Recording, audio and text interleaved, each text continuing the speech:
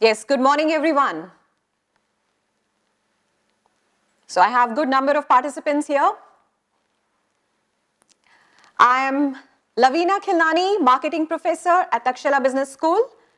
And as you all know, today we have a session on marketing.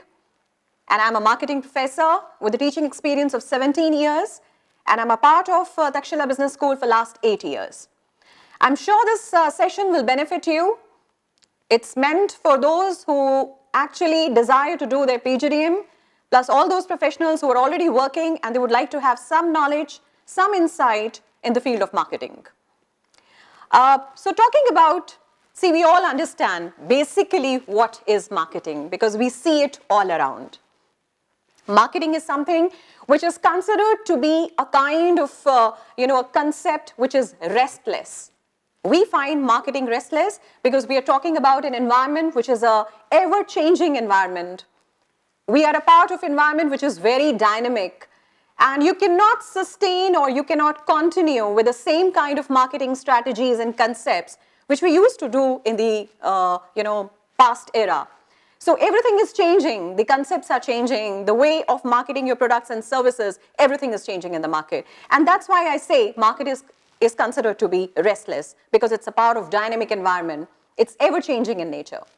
I would like you to go back to the time in 1930s when actually the marketing history took a turning point.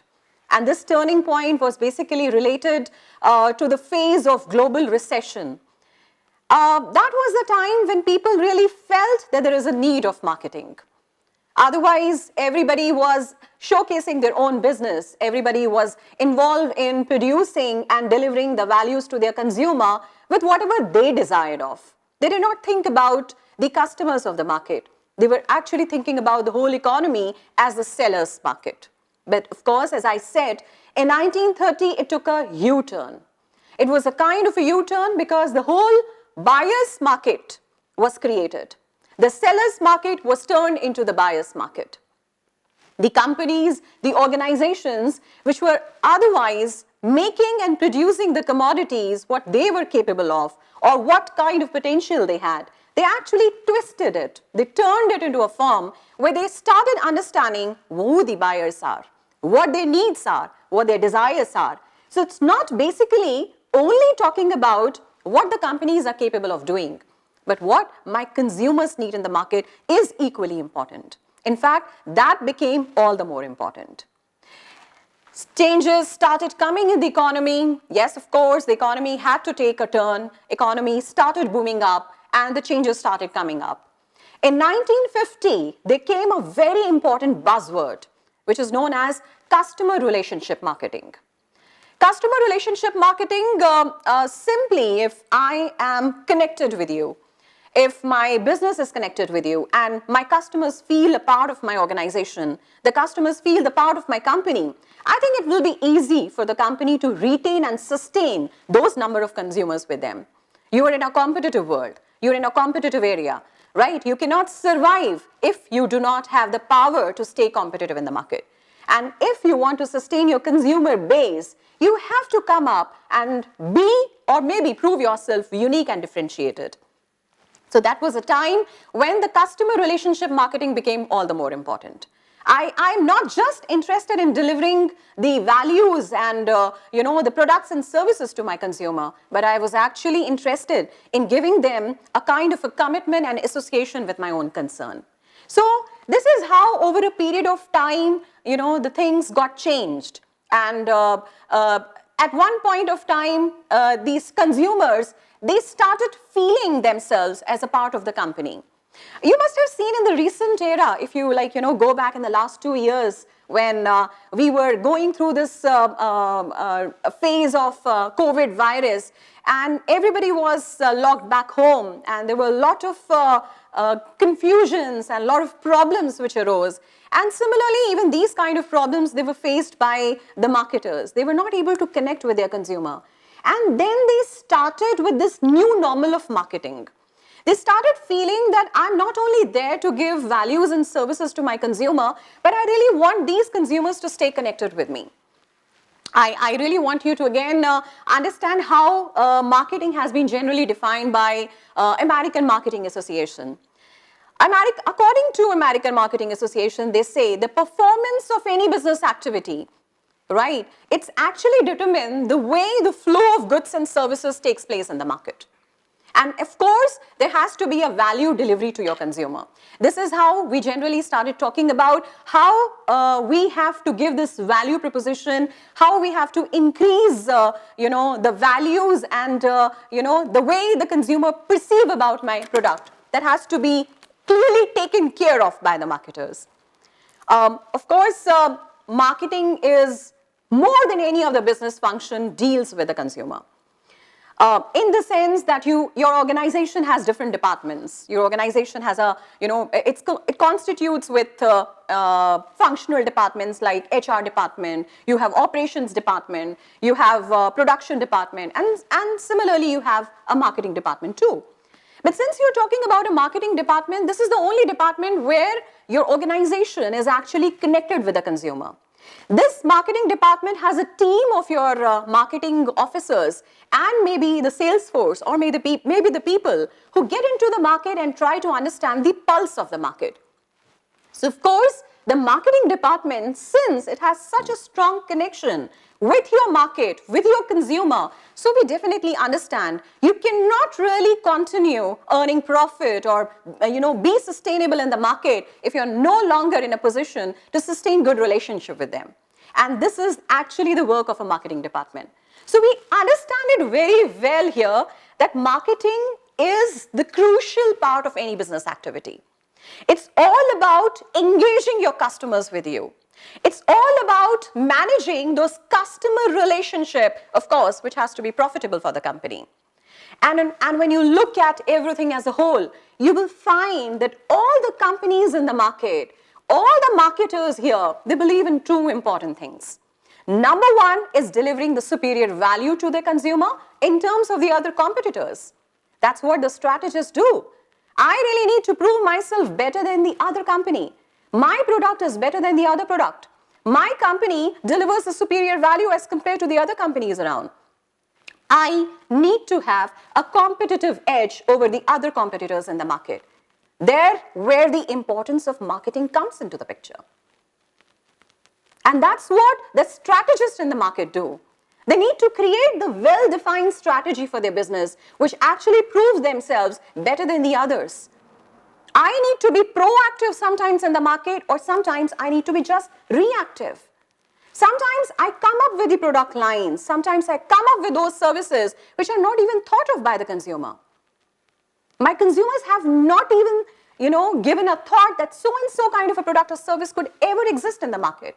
And still there is a company who is being proactive and trying to understand maybe this kind of value proposition, if given to the consumer, could actually re-lead a market to a different direction. So it's not just about delivering the superior value. It's about understanding what is the pulse of the market. It's about understanding not only those demands and needs which are existing, but also those demands and needs which have never ever been thought of, right? And still the solution and still those problems identified, and there where the marketing comes into existence. I would like to take up an example of Lifebuoy here. Again, going back to last 2 years, the COVID phase, the companies, they were trying to connect themselves with the consumers around.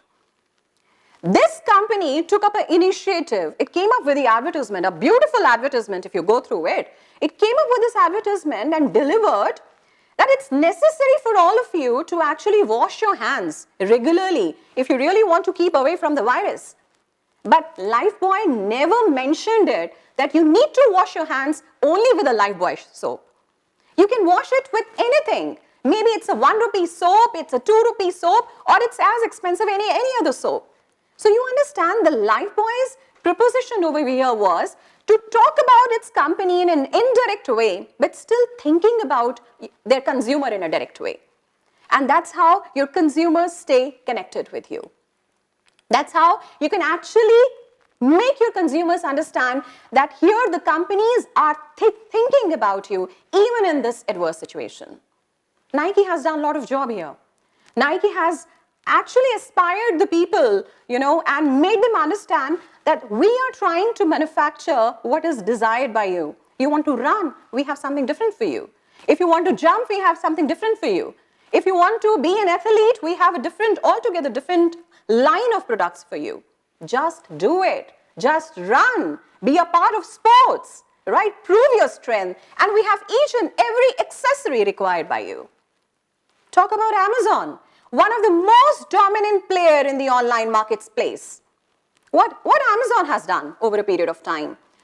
It has actually, created a world-class platform where the online consumers are interested in buying whatever they could otherwise fetch from the physical platform, from those brick and mortar stores, from those mom and pop stores around. And this kind of a concept has taken its own value, right? I again want you to think over it. There was once upon a time, in fact, when we were hesitant enough to buy online. Yes? I think we were conscious about what kind of quality would be delivered by the company, or we were really conscious that whether it is going to be the same kind of product I'm looking forward or not. Yes, this kind of a dilemma was always there in our mind. But you talk about these online players, they try to understand this problem.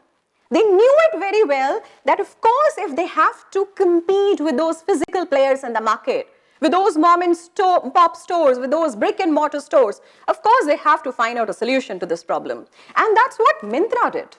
I hope you can recall that time when Myntra came up with the concept that if you don't like the product at the time of delivery, you can actually go and try it. If you're, taking, if kind of an outfit has been delivered to you, go and try it. If you don't find it appropriate, you can actually return it there and then. So what was that concept? I'm trying to touch that product. I'm feeling it. I'm trying to understand the value. I'm trying to understand, the quality being offered by a company. And if I'm not really satisfied there and then after trying it or maybe seeing it, I can return it to the company. Such a wonderful solution given. You were conscious, you were actually apprehensive whether there is going to be a quality concern or not. We give you a solution of it. Wonderful. This is nothing but it's all marketing. I'm not saying that marketing is just about talking your company's product, but it's all about giving a solution to the problem which exists in the consumer's mind. Facebook has created a wonderful platform, right? We all are connected with each other through Facebook. We never thought maybe those schoolmates, those college mates, which were a part of my life at one point of time, I could ever be connected with them. Now see where we are. Connect and share with the people. Connect with their lives. We know what is happening in their lives. So simple. And that's actually the reason why marketing has, this predominance position where we are today. I hope that makes the point clear to everyone. I really want a yes or no or maybe a thumbs up. Can I really see you all here? Have we switched off the, yes. Oh, that's great. That's great. Stay connected with me. Stay connected with me. If you have any questions anywhere, please do get back to me. Yes, wonderful. All right. Let's talk about a few of the companies more here. Say, pick up an example of Coca-Cola. It has taken approximately 49% of the global share as far as the beverages are concerned. Yes? You see, it has even, and in fact, more than twice what Pepsi's share is there in the market. Simply, it wants to give you the enjoyable moments of your life. It wants to give you the pleasure. And the way it has positioned itself, the way it has been marketed, of course, maybe some, inclination is there towards one company over the another company. And that's where the companies try to build up a competitive edge, right? Edge is that maybe my product or my company would be preferred over the other companies in the market. So I'm developing that competitive edge. But this kind of a competitive edge has to be a sustainable competitive edge as well. Let's try to understand how it goes like. I again want to pick up an example of Big Bazaar. Again, a very layman example to make you understand how generally this marketing is done. See what Big Bazaar has done in the market. It comes up with some kind of Wednesday bazaars, and it gives you the low pricing, you know, something affordable pricing kind of a thing. And where we really feel that they give you lesser, at a lesser cost than what the other companies or other retail formats are giving you, right? Initially, when Big Bazaar entered, it came up as a discount store. Discount store in the sense that I might give you discount on Wednesdays, or maybe there are some fixed days on which I might give you some kind of schemes and offers, right? But when it started observing the market, I'm talking about Big Bazaar here, when it started observing the market, it realized, and it actually studied very well, Walmart's value proposition. It studied Walmart's business model. How Walmart is working. Walmart gives you the products and services, I mean, especially the products I'm talking about, if not talking about those delivery options and all, right? The products are available to you at a very low costing, at a low pricing, and it is every day. So this EDLP concept of everyday low pricing was taken over by Big Bazaar at another point of time. At one point of time, I really thought of giving you offers and schemes on some specific days, on some specific events, on some specific occasion. But later on, I really found that how can I really sustain this? If Big Bazaar is giving you the products at low pricing, there will be other retail formats. There will be other companies around who might give you the same option, right? Everybody is there to follow you there and then. I hope you understand that. I mean, you cannot stop your competitors from not following you. You reduce a price, they are actually smart enough to do that as soon as you do it. So how can you be sustainable in the market? You can be sustainable in the market if you have a good supply chain, if you have good relationship with your management, if you have good relationship with your vendors, and this would actually help you in reducing the overall costing. And if this overall costing comes down, your organization, you can actually afford to provide these goods to your consumer every day at a low price, which maybe the other competitors in the market who were trying to follow you can't do it. That's your sustainable marketing. If you want to succeed, if you want to sustain for a long time, you have to actually understand that you have to have a sustainable marketing. You have to have a sustainable competitive advantage. So I think everyone's clear about this, that sound marketing is very, very critical as far as the success of any organization is concerned. Be it any kind of a profit organization or a non-profit organization. You see, marketing is all around you. Wherever you're sitting right now, just observe yourself. The watch you're wearing, right? The laptop through which you're logged in, or maybe the mobile through which you're logged in, or maybe the sofa or a bed you're sitting on. Anything. At this moment, just think about the products which are around you. Marketing is all around you. You purchased a particular watch over the other. One particular brand has been preferred over the other brand. One product, one company has been preferred over the another company. Right? This is nothing, but it is because you got influenced with marketing. You got influenced by one company over the other company. And as a result, you picked up maybe one brand over the another brand. You see so many products around. Then why do you make a choice? Why is that choice not an abrupt decision? Think about it. No, that choice cannot be an abrupt decision. That choice has to be intelligently made by the consumer. And I'm 100% sure even you understand, in today's market, the consumers are smart enough. You think about the TV screen, it's all filled up with the advertisement. You open up the magazines, all spiced up with all kind of magazine ads. You see your mailbox, every time it is stuffed with so-and-so kind of a mail talking about a company's product or service. So it's all kind of information bombardment. Yes? Too much of information coming to you. And each and every information is saved. Anything you browse, each and every browse data is saved. Why is it that once you visit Amazon, next time on your screen you see that these are the suggestions made for you? based on the previous searches made by you. Yes, that's what happened, I think, with everyone. That's nothing but whatever you're browsing, whatever you're doing, the Google has a track on it. All the marketing companies, all the companies, they have a track on it. And based on it, they try to grab their consumers. Maybe they're offering you better product as compared to what you browsed. Everything is saved, my dear students. And as I said, there is so much of information coming to you. There is so much of information bombardment. I use that word, bombardment. Every day I see so much around, and I know that as an individual, I have my own constraints. Right? I cannot retain everything which is coming to me. If I see the advertisements one day, maybe out of 10, I might be able to remember only 2 or 3. Yes or no? How can you retain, how can your retention power be so brilliant that whatever is coming to you, you're able to keep it with you? Next to impossible. So there where comes the importance of using your marketing intelligently. Out of those, so many official messages coming to you, so much of information approaching you, out of that, you have to make your presence felt. And there where comes whether you're using your marketing intelligently or not.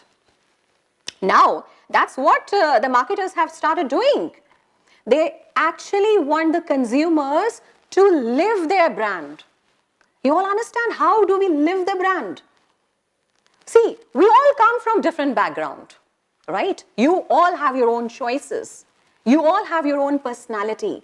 And as you have your own personality, similarly, there is a brand personality. And that's what even the marketers have understood, right? An individual has a personality, even my brand has a personality. We want to create a brand with a personality. So just understand it with a simple example here. Maybe I'm a kind of a person who is very adventurous. Maybe my preference when I buy the product would be somewhere where that product reflects my personality. For example, I would like to go for, if I'm buying a four-wheeler, maybe I would like to go for Endeavour or maybe Scorpio or maybe Fortuner, because I really consider myself adventurous, and this is how these companies and product lines have positioned themselves. I hope everybody understands what is positioning. The way it has been positioned by the companies in the mind of consumer, the way the companies have tried to register themselves in the consumer's mind. Yes, the brand's own ecosystem, just like Apple. I completely understand. This is Saugata Adak, right? You have your own ecosystem, right? You have your own system where people try to relate themselves with the kind of product you offer to them. Absolutely, yes. So here, when you are buying something, you're actually trying to connect yourself with your own personality, right? Now, marketing everywhere. But marketing actually cannot take place when the selling is not happening. Right, this is all said, but I'll actually prove that how wrong it is basically. Selling is just the tip of marketing iceberg. It is just one part of it.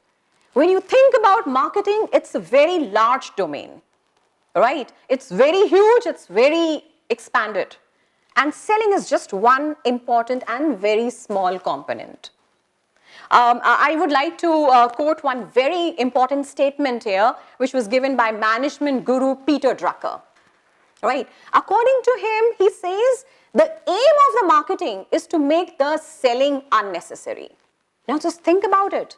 He wants that marketing should be so effective that there is no need to sell.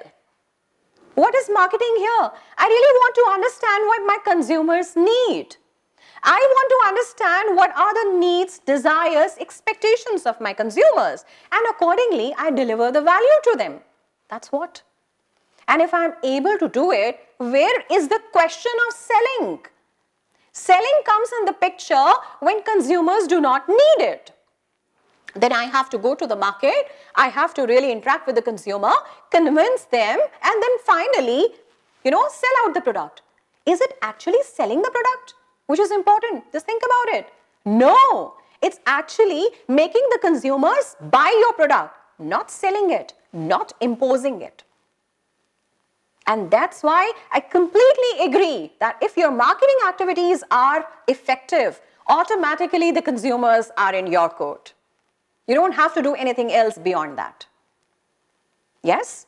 I hope, there are certain things, sportsmen buying Adidas, selling is just a function of marketing. I completely agree with you, Harsh Agarwal. They automatically come to buy. That's where I say, Shiva Chala, right? They automatically come to buy your product if your marketing is effective. So basically you're making them buy, you're not selling it. Like Jaguar, right? Yes, you have some, well-esteemed brands, right? Where you actually don't have to do anything. It's just the positioning you make. It's just the way, consumers start thinking about you. That is more important. And once that brand positioning is effectively done, your half of the work is done.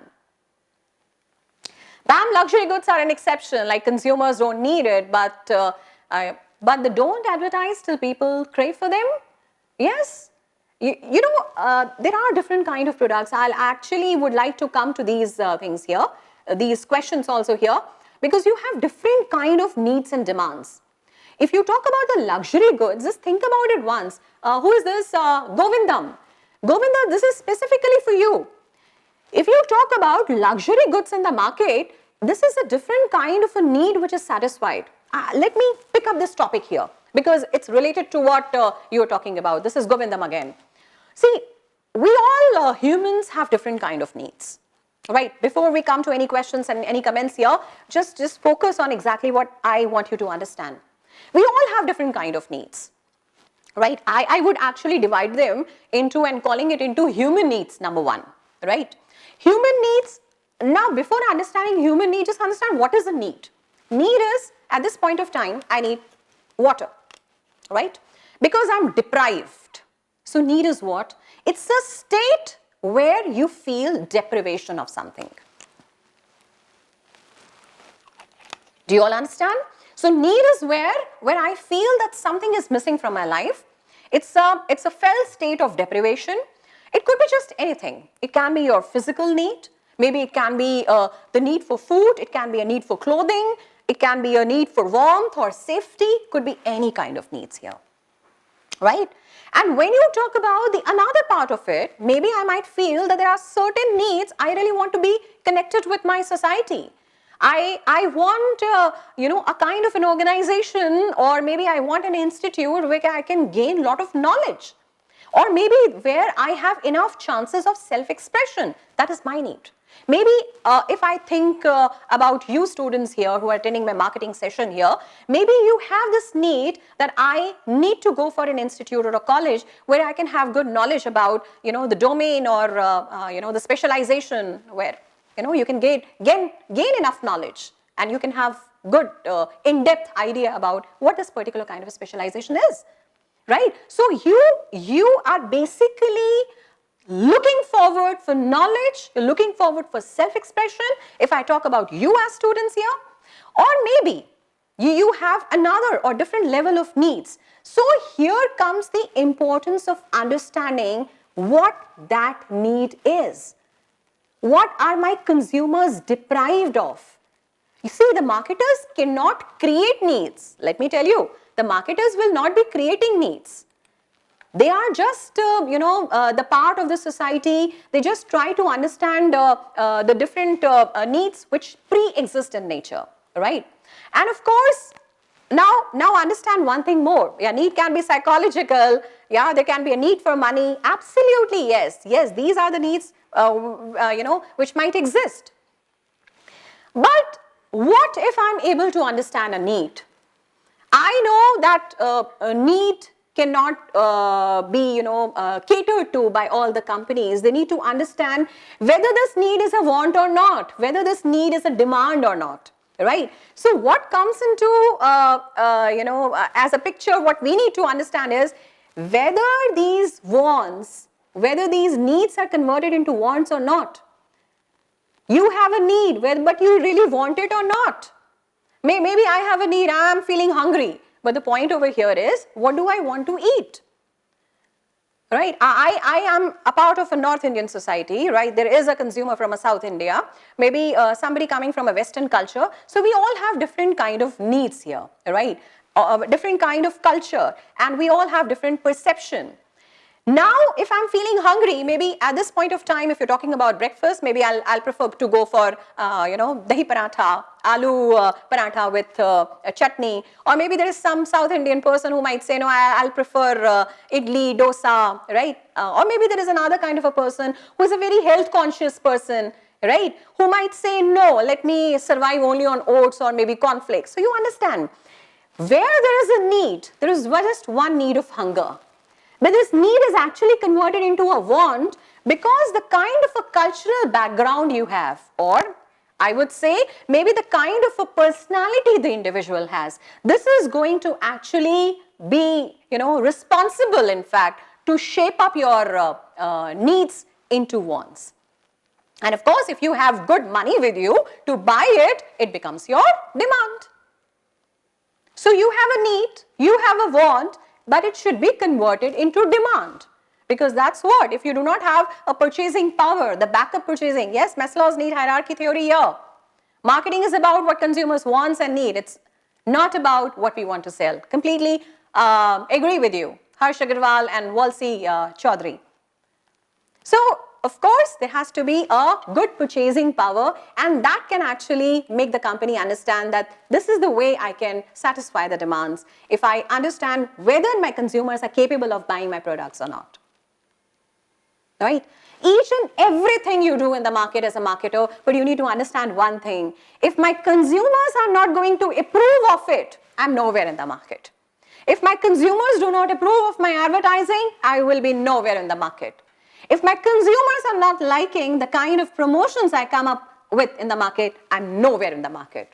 So one thing which is very, very important to understand is no approach is implemented unless it passes through the consumer research test. Your consumer needs to give you the approval. That's very, very important here. See, we started discussing that, marketing basically makes you prove better than the other competitors. Right? Marketing actually gives you a visibility in the market. That's what. I mean, I need to be differentiated from the other products already there in the market. I need to be differentiated with the other companies in the market. That's the basic purpose of marketing. Now, there are a few things because, how generally these companies try to create this distinguishing factor. Let's try and understand it. It's all a mind game, basically. If you understand this mind game, somebody also mentioned it here.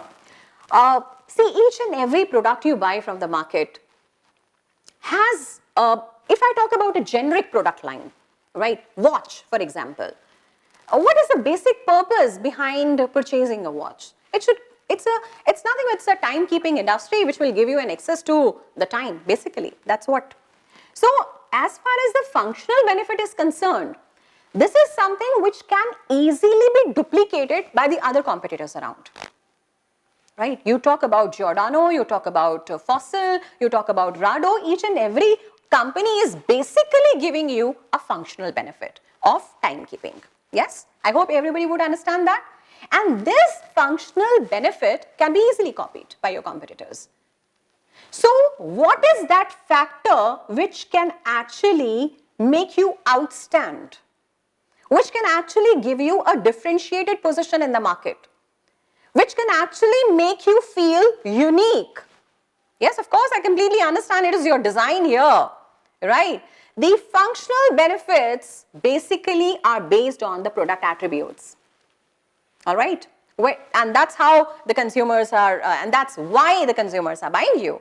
You're buying a water bottle because it quenches thirst. Or maybe you're buying a car because it gives you a travel experience and so on. That's basically your purpose of doing it. Yes or no? But there are certain benefits which are even connected with your product, and we call them emotional benefits.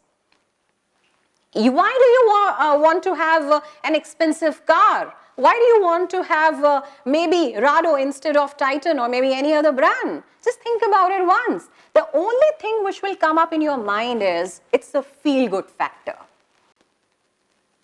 Think about it again. It's just a feel. Can you please scroll down, sir? I would like to see the messages coming up here.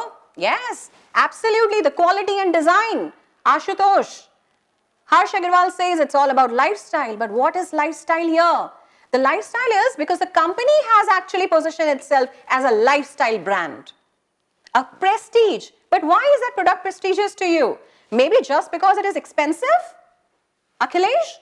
It's not about just being expensive. This is how the company has made the consumers to think about their brand. That's nothing but it's your emotional benefit.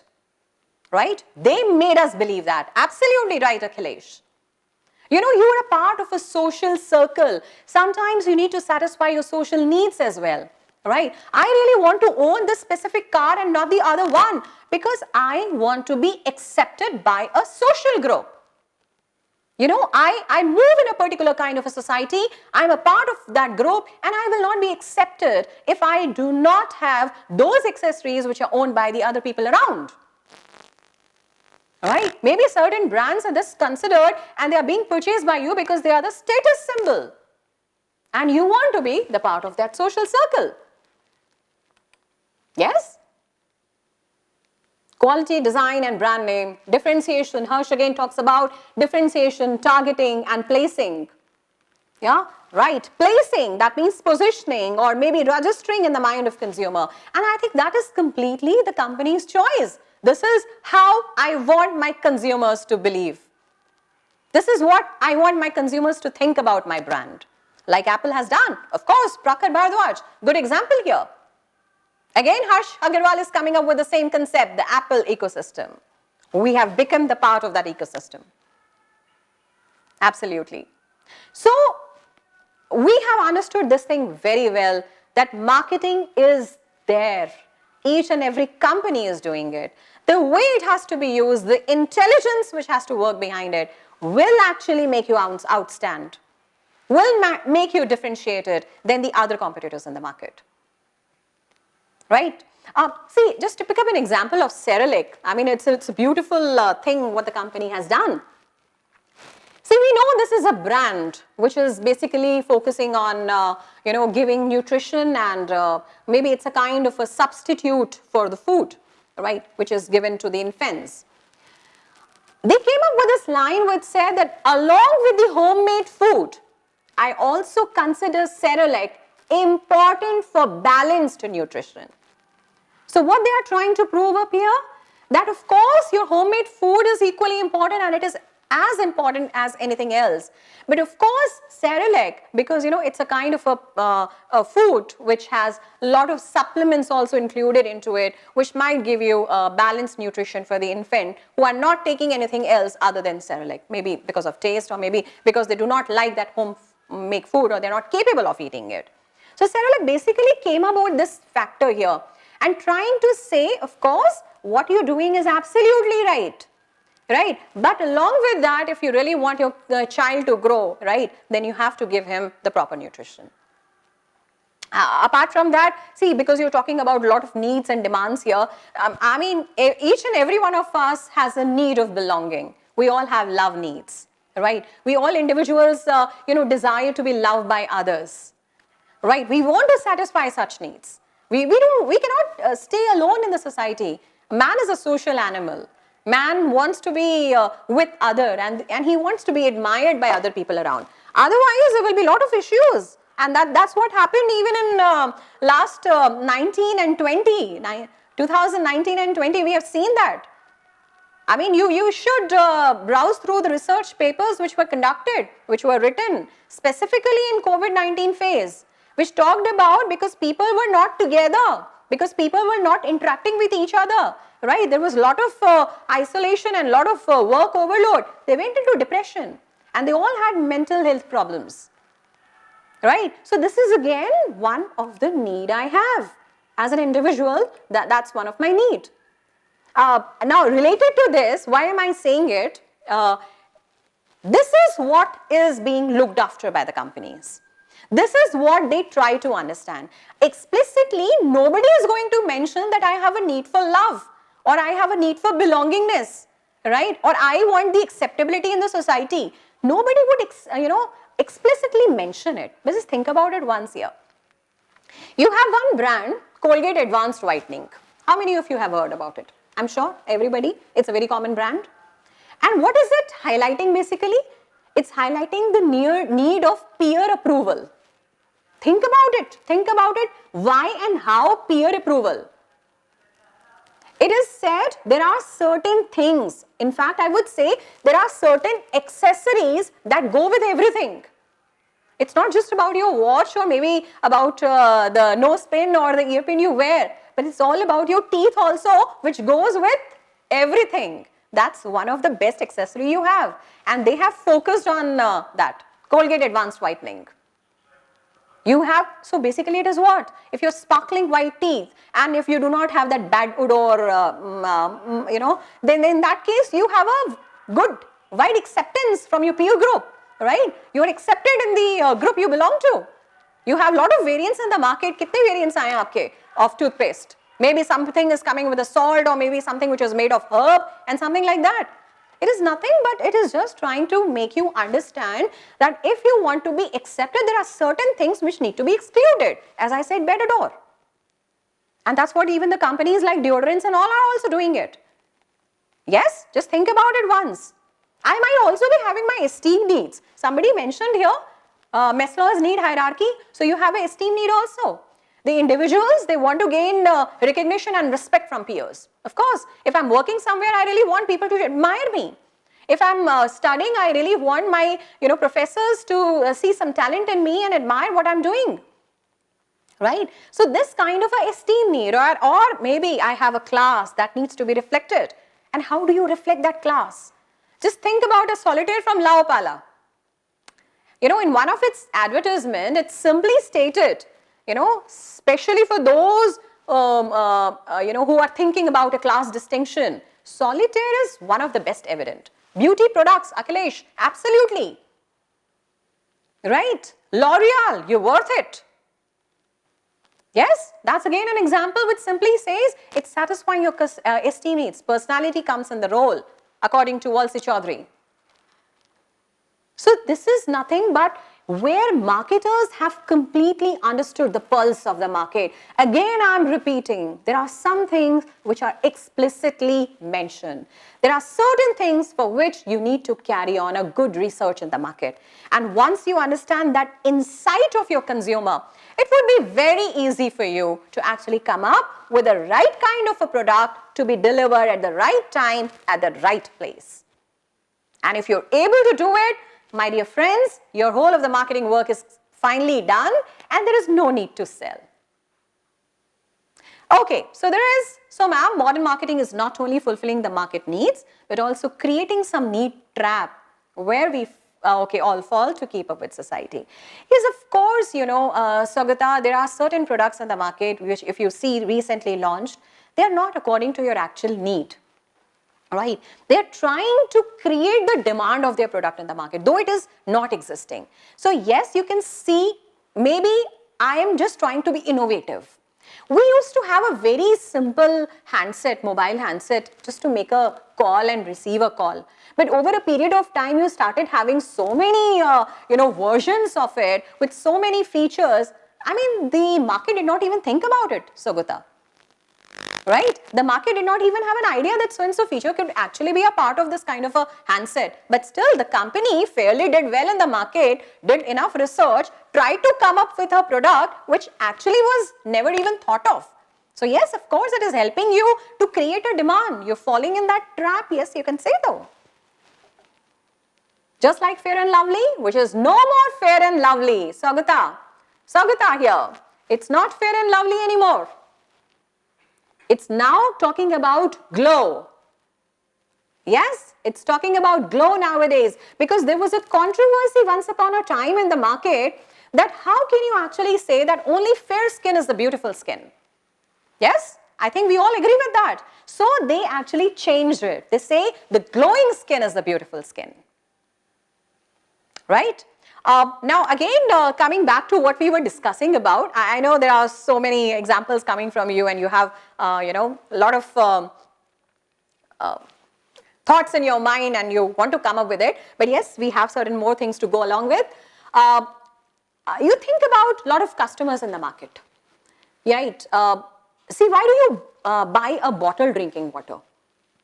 Because, you have a need for hygiene, right? Why do we buy the fire insurance policies? Because we have a need for security or a safety.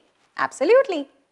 Why is it, because you want to be accepted by the consumers and the people around, by your peer group around, by a society around. So, there are certain things you do. You buy good dresses because you want to be a part of a particular, wedding, or you want to be a part of a particular event. So, there is a different kind of purchase decision made by a consumer, right? You want to buy a luxury car because you want to be respected by others, because you want to fulfill your social need. And in fact, that is nothing but your status need, right? So this is how generally you take up your decisions. See, as a mother, if I take up my example here, I really feel that at this point of time when my kids are growing, I really want them to grow taller, right? And smarter and stronger and sharper, yes? And now if you go back to the company's example, right, the way the company has highlighted that, this kind of comp plan, okay, very good, very good. So you have given you an example of Ravi Teja and Ashutosh comp plan. That's a good example. Horlicks is again a good example. So, see, understand. So this is a need I have. Marketing is basically about devising a solution, and it is giving you a solution to the problem which the consumers have. Bonvita. So what are they doing? Because they know the mothers are concerned about their kids' health. Nowadays, if you talk about nutrition, and nowadays if you talk about the lifestyle and eating habits of children here, they are absolutely pathetic. If you ask me, I would say this junk food has actually ruined your child's health completely. Right? I completely understand, Prakhar, here. They're also playing with the human emotions, because you don't know how much, authentic this information is and how much authentic this product is. I completely agree with it. But of course, at one point of time as a mother, I would really think about this product, and I will prefer to give it. Even Pediasure at one point of time. Yes, Boost at another point of time.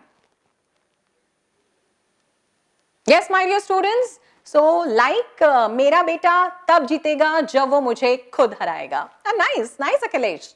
I think you can easily actually recall that. But don't you think here where? Now please stop these messages here. I would like to go back to Akhilesh Nagarkar message here. जब मेरा बेटा तब जीतेगा जब वो मुझे खुद हराएगा. This is not only the functional benefit. Go back to my previous when I was talking about, it's not just functional benefit, but emotional benefit, which is again very, very important. How they have picturized, Akhilesh? Emotional benefit.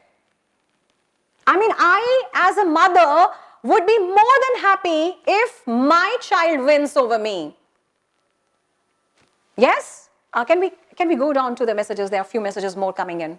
Yes, emotions, the feelings, and that's where your marketers are working with you. So I hope you will understand it's nothing, it's just a mind game. It's a mind game. So now, how is this mind game, and how this is generally being used by the companies and marketers to make the full advantage of the situation? Think about it. Now, you have, as I said, you have different kind of demands basically, right? Sometimes there is in a market, there is a negative demand. Negative demand in the sense, nobody wants it. And in fact, people think about it in a negative way. Go back to the era where LPG was not given the acceptance at all by the consumers. They thought LPG is not a good option. But slowly and gradually, when they started understanding that it is going to be, power uska, it's really powerful, and you really feel that as far as the costing is concerned, again, very worthwhile to use it. So slowly and gradually, this perception was changed. So a kind of a negative demand was actually turned into some kind of a demand. Right? So basically what you do is, here we use a kind of a conversional marketing. Conversional marketing. Electric cars and scooters, absolutely a good example. The EVs in the market are one of the very good example. We never thought of it. Right? But yes, of course, this is not a part of a negative demand. Arindam. Right? There can also be a situation, yes, Tata Nano is a very good example of a latent demand. Have you ever heard about latent demand? Latent is somewhere in the subconscious mind, right? It is there. But you're unable to actually bring it on the surface and use it or maybe communicate it in a right way. So there where Tata Nano actually played its role. It understood the market's pulse very well. What Nano did in the market? Right? Each and every consumer in the market wanted to have four-wheeler. But of course, it was going beyond their pocket size and purchasing power. So as a result, Tata Nano came up with a model which could actually be given in a good budget to everyone. So basically what they said, that our company's dream is to give four-wheeler to each and every citizen of the country. Right? So that kind of a latent demand was picked up, and then the demand was developed slowly and gradually. So a person who might think, okay, if I'm buying a scooter worth this 60,000, let me wait for some time, let me, arrange for more funds, and then, maybe go for Tata Nano. Right? So you're developing the demand here. Maybe there can be a situation where there is no demand at all. So you have to create a demand. That's what is to be done by the marketers. That's what the companies are doing. You need to be innovative. So you try to stimulate your consumers. Right? You try to become so innovative that once upon a time there was no demand. But yes, now consumers are coming up with the demand. There can also be a situation where the demand is going down. Can you all recall back the example here, what happened with Maggi at one point of time? What happened with Maggi? MSG, lot of controversies, not good for health, right? So, let contain. So that was one important thing which actually made the company understand that there can be a situation when the demand is going down. Now I have to actually revitalize my brand. I have to position, and in fact I would say I have to reposition my brand in such a way that now again there is a consumer acceptance. Whenever when consumers think about noodles, they think about Maggi. They don't talk about Top Ramen or any other brand, generally speaking. Otherwise, there can be an exception always there in the market. So I really want to create that demand here, right? I want to bring up, that reduction in demand, and I want to revitalize it. I really want people to think in a positive way about me. Or maybe, there is another kind of a demand where, for example, you take an example of a hotel industry here. Now, hotel industry, basically, during the breaks, in fact, I remember how I used to take my kids to the different locations and, the luxury destinations. It used to be in the month of May and June, when you have those summer break. So you are visiting, places and, you're enjoying during that break. So we all understand that this is a kind of, maybe a time frame when the demand as far as the hotel rooms and so on is concerned, it's more. But when you talk about the winter season, it comes down. So you understand, there is a lot of irregular demand. Cotton clothes ki bhi irregular demand hai, right? Everybody knows it. Maybe you need cotton clothes only in summers and you don't need it in winters. So generally here what you have to do is, the marketers, they come up with the marketing strategies where they come up with a lot of offers and discounts and, some kind of attraction to the tourist, so that even the demand which is going down during the winter season can be uplifted. Right? So this kind of marketing is required. So you understand, at one point of time, we have a full demand. Sab kuch bahut acha hai, right? Everybody is so, perfect. Everything is going perfectly fine. And, you just need to maintain the demand. And this demand can be maintained only when your marketing efforts is a kind of a reminder advertisement. It's a kind of a reminding your consumers about we exist in the market. There can be a situation of overfull demand also. Have you ever heard about it? Overfull demand. Overfull, maybe sometimes, you have some restricted number of pieces left with you, or maybe there is a restricted, you can say production, and as a result, maybe you will not be able to give what is actually demanded in the market. So it's everything which is overfull. Now you actually need to demarket your product sometimes. This is again a part of marketing. Demarket your product, reduce your advertisement. You have to make your consumers understand that whatever they have with them has to be rationally used. Have you ever seen the kind of advertisements which come, which appear on the screens as far as the cigarettes are concerned, or maybe for liquors are concerned? Of course, for liquors, there is no direct advertisement. Maybe you have a company talking about its CD, and that's again altogether a different kind of a marketing technique used. They generally do not talk about the liquors, right? But when we talk about cigarettes, it's nothing but where you actually do the kind of a counter marketing. In the sense, they specifically write it down that cigarette is injurious to health, but still they are talking about their product. Let me give you one simple example again over here about the baby milk powder. Right? Baby milk powder, as simple as that, nothing can be better than the homemade food or mother's milk, right? Nothing can substitute it, yes or no? But still, they do this counter marketing by saying, yes, mother's milk is best. But again, they come up with a product in the market stating that if there is any kind of issue, or maybe there is a problem of a nutrition, of course, this baby milk powder would be a substitute of it. Still, they're marketing their product. So you have different kind of demands. Right? And accordingly, the consumers, need to be attracted towards your brand. Is that clear to everyone? I'm sure. So we have one, if quality of product is good, need of marketing decreases. Yes, yes. So understand, Rohan, if your quality of product is good, it is basically based on what? It is based on how well you did your marketing research. How well you understood that this is what is required by my consumer. And if your quality, if your pricing, if your product is according to that standard, the standard expectation of your consumer, of course, there is no need to go for selling at all. Yes, every one of you. Okay, now talking about, we talk about different kind of marketing. We talk about how the companies look into the future and how companies, they devise their marketing strategies, right? And in this whole picture, let me tell you, there is something which is known as marketing myopia. Myopia, right? Everybody is well aware of this term, where basically there is a short-sightedness. I look into the future, but I'm not able to look beyond a particular limit. Maybe I'm just thinking about my organization for 1 year from now. Maybe I'm just thinking about my organization for 1.5 years from now. But I'm really not seeing my organization in how it would be in next 5 years or 10 years. That means you suffer from this short-sightedness, and that is known as marketing myopia. So what is more important here? Is it just increasing your customer base temporarily? Is it just increasing the attention of your consumers by giving them the offers and discounts? Or is it about giving them good value, good quality, so that they stay with your organization for a long? What is more important according to you?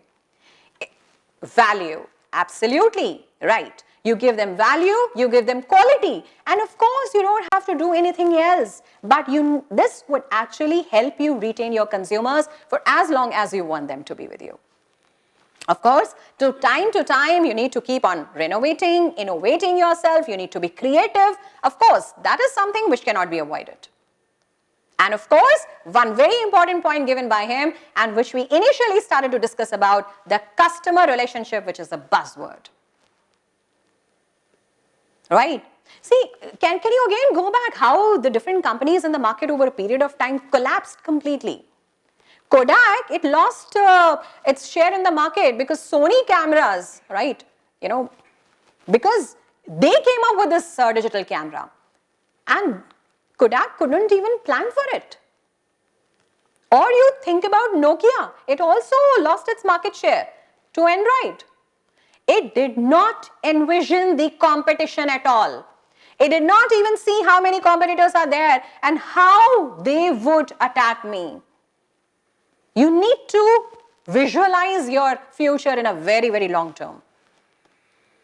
Right? Kodak refused to digitalize itself, and that was a need of an hour, Ganesh. It couldn't do it, so it's totally out. So I think we completely understand this fact very well, that if you want to be there in the market for a long period of time, you need to look into the long-term future.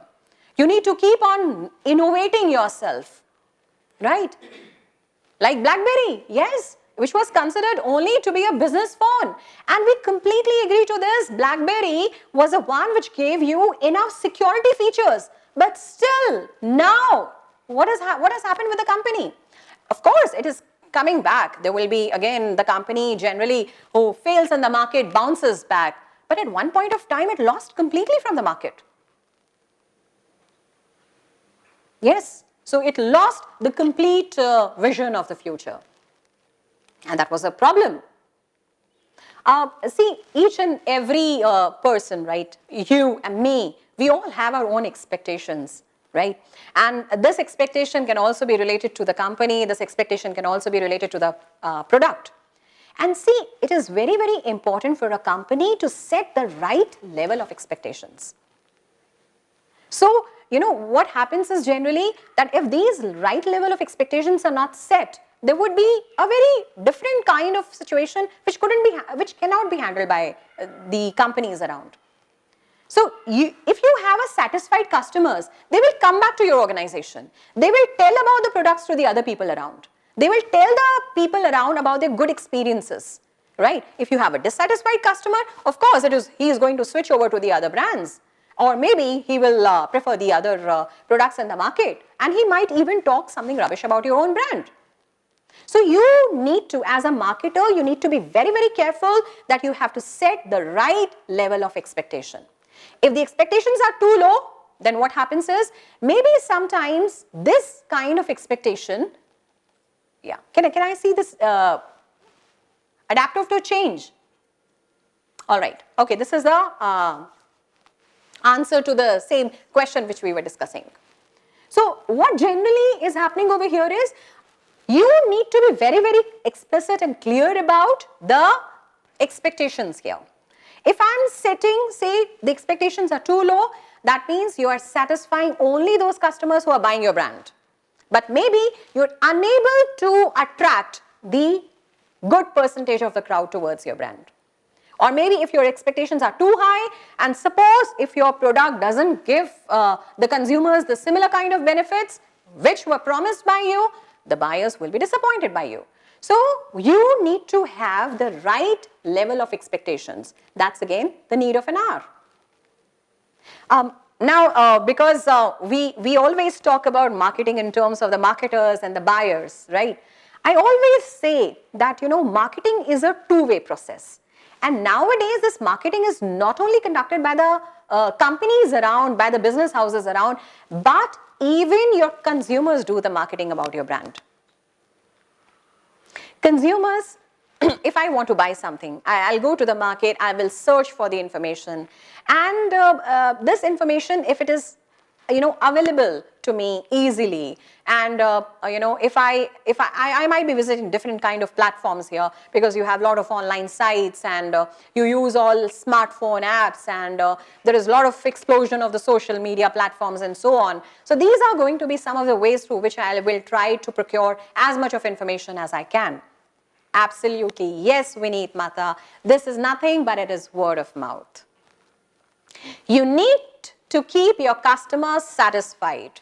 You need to give him the information wherever and whenever it is required. You have the empowered consumers in the market. And this is absolutely a two-way affair. You do the marketing, consumers also do the marketing for you. You know, marketers are not only looking forward that how they can influence the consumers. Just think about it. They also want that how can customers influence us, and accordingly we change our marketing. Or in fact, to move further, how can our customers influence each other? That's all the more important. So see where the marketing has come from and where it is moving towards. The era I picked up where we just talked about delivering the products and delivering the services as per the company's discretion. But now we do the marketing according to the customer's discretion. We want them to feel happy, we want them to influence us, and we want them to influence each other. That's the core of marketing. Now see, all the organizations, they work in an environment which is considered as a marketing environment, right? So marketing environment is always different for different kind of regions or different kind of demographics or maybe different kind of, you can say, area. Or maybe when you're working in the international market or the national market, that these two different kind of domains will give you different kind of marketing environment. So marketing environment again is one of the factor, which needs to be considered by the company before taking any decision, before devising any kind of a marketing strategy. Because, each and every country or the region has its own marketing environment. And it is important for you, for your company or as a business house to understand what are these marketing forces. You need to keep on evaluating the market, right? You have to keep on adjusting yourself according to the market. And then only you will be able to deliver the desired value to your consumers.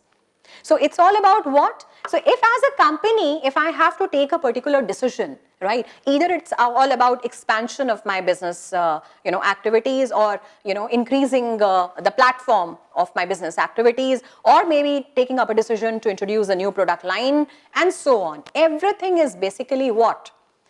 Basically, it is all about understanding what the market forces are.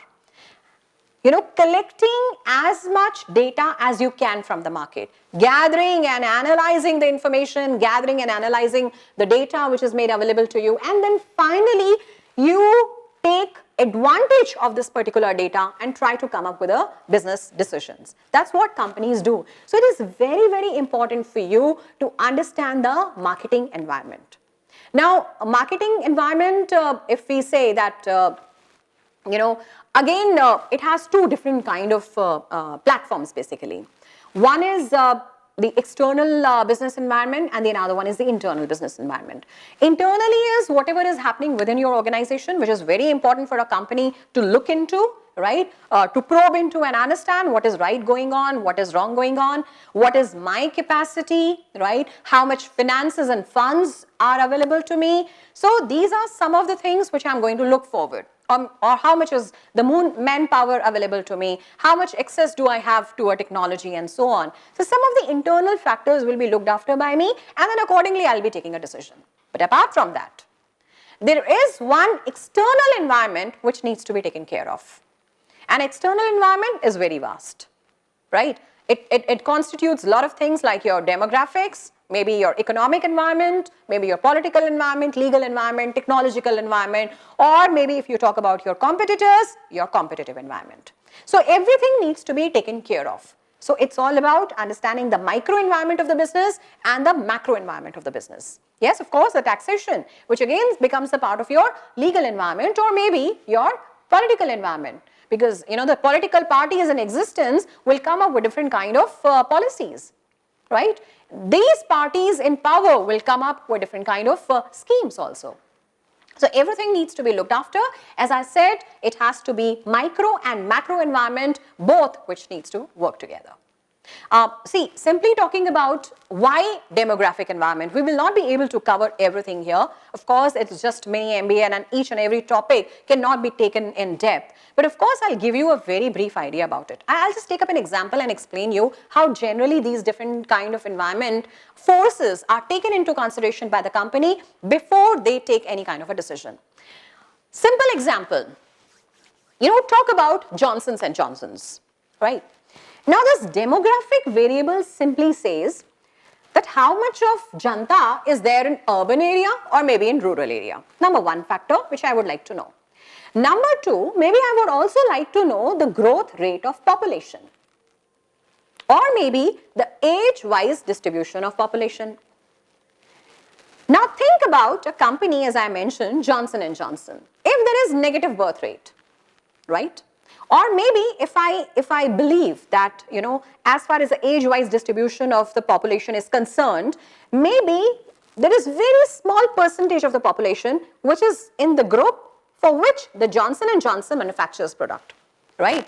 So what the decisions would by the company would be in that case, that only the area where there is positive birth rate would be an attractive area for Johnson & Johnson's. Or maybe if you talk about the age-wise distribution of population, those, you know, consumers, who are the consumers here basically? Who are the consumers here? Maybe in the age group of those infants, the newly born babies to 1.5 or 2 years or 3 years, whatever age group they have decided. So if I have major population lying in that age group, of course, even that region, that country would become an attractive area for me, attractive market for me. Is that clear to everyone? So that's what the company would think of. That's what the company will take into consideration before deciding whether this particular region or market or this particular company or economy, country or economy would be attractive or not, right? And apart from that, if I again just pick up an example of see economic factors here, right? Now talking about, if you talk about India here, India's middle income group, when you talk, it has a very good percentage as far as our Indian economy is concerned. So it has good percentage of middle income group.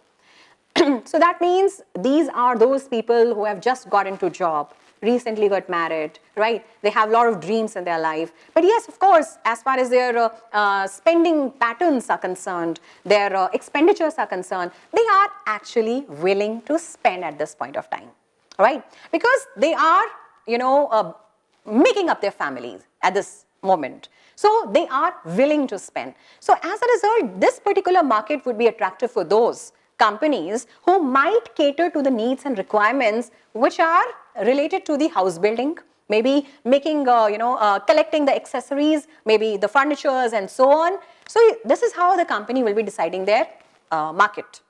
Apart from that, if you look at the overall market, the overall economy, generally it is divided into three factors, three phases basically. Number one is your prosperity. A very simple thing to understand over here is prosperity is a situation or the economy when everything is going fine, right? When there is growth happening, when the market is expanding, right? Income is coming in, GDP is good enough, right? And yes, of course, this is a prosperity phase and the companies would be willing to enter into these kind of markets. Of course, because there is prosperity, because there is growth, because income is increasing. So of course, the consumers will be willing to spend. If you take it and understand it in a different way now, right? Maybe the economy is going in recession or maybe in depression, right? So at that point of time, the money, the purchasing power is too less, right? The money flow in the economy is too less. So there will be poor demand of the commodities. And as a result, the companies would like to defer their investments, right? They would like to wait for some time, see if the situations get back to normal, then only they will take up the decision to come into this kind of a market or economy. Another, when the country starts moving actually from this particular recession or depression phase to the recovery phase, right? So that means you're moving towards a prosperity. So yes, this is going to give you enough opportunity in this kind of a market. Is that clear to you? I hope these economic forces are not that simple. Maybe there is a situation of inflation in your economy, right? So again, in order to handle this kind of situation, again the companies, they have to take different kind of decisions. What is inflation basically? In a simple way, not to confuse anyone here, just understand where the prices, they are rising faster than your personal income, right? Very simple here. We consider this, we call it the phase of inflation. Of course, at this particular point of time, everybody knows that because your pocket size becomes very small, Your spending, your, you can say your buying power, it declines. So as a result, of course, we are expecting that people will spend less, right? Because their purchasing power is coming down. And yes, there can be another situation also. At one hand, we are saying because their purchasing power is coming down, so maybe their spending habits would also come down, and maybe the demand would also come down. This is how we generally understand it. But of course, there can be certain commodities for which the prices might go high, even if the prices are rising. So even if the prices are rising, just think about it here.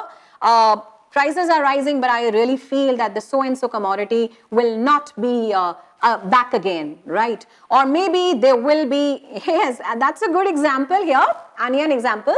Sometimes we feel that maybe this kind of a commodity will never be back in the market. So I will purchase it even if the prices are high, right? Or maybe when there are some life-saving drugs, or maybe it is all about your necessities, right? You cannot survive without your necessities. So even in that case, there will be a decision by the consumers to buy even if the prices are rising. Now, of course, the government is taking all kind of decisions, in fact, and all kind of policies are being used by them and implemented in the Indian economy to actually maintain a reasonable kind of situation in the economy. For example, the government comes up with the monetary policies, right? Everybody might have heard about, I'm sure, because if you're attending my marketing class, I'm sure that you might be having a good idea about the market as well, right? Something about economy as well. You must have heard about CRR, that is the cash reserve ratio, the SLR, statutory liquidity ratio, the repo rate, the reverse repo rate, right? These are basically some of the monetary policies which are used by the government to control the situation of inflation, right? Let me just make you understand how does that really work. It's a very simple concept, and once it is understood, I mean, it will make you very clear about how the policies could actually help the consumers around and even the companies around to take their strategic decisions, right? Simply talking about, as I said, it's one of the monetary policy which is used by the government here, and it is known as the cash reserve ratio. Now, this cash reserve ratio is basically the share of a bank's total deposit, which is to be mandatory in fact, to be kept with RBI. So this is the percentage which is decided by the Reserve Bank of India, right? We also call it a central bank. Now this is the percentage defined by him, and it is currently at 4%. So what happens is, if as a bank you're supposed to keep your mandatory amount of 4% with the RBI, that means that 4% of the cash is with RBI, and you cannot float that money in the market. If you cannot float that money in the market, so what is going to happen is the amount or the inflow of money in the market will reduce, right? The liquid cash will reduce. Now, what is the objective here, right? If you want to really keep this inflation under control, so when inflation is rising, during high inflation in the economy, I just want to make you understand, when the inflation is going high, RBI basically raises the CRR, that is the cash reserve ratio. So if you are raising the CRR, that means the amount to be kept by the banks with the central bank, it increases. As a result, there will be less money in the hands of the consumers around. So what is the question here? Okay, thank you, sir, for reminding me that. Okay, so in that case, because I've been given the hints that we are crossing the time limit here, and we can just take a few questions, then we will come to this monetary policy. Reason being, it is very important for you to understand CRR, SLR, repo rate and reverse repo rate, because it is again having a very good impact. I mean, the decisions taken by the company are also dependent on how the governments are deciding and what rate is being fixed up by them as far as the monetary policies are concerned. So thinking about that's great. So we will continue this session tomorrow at the same time, sir.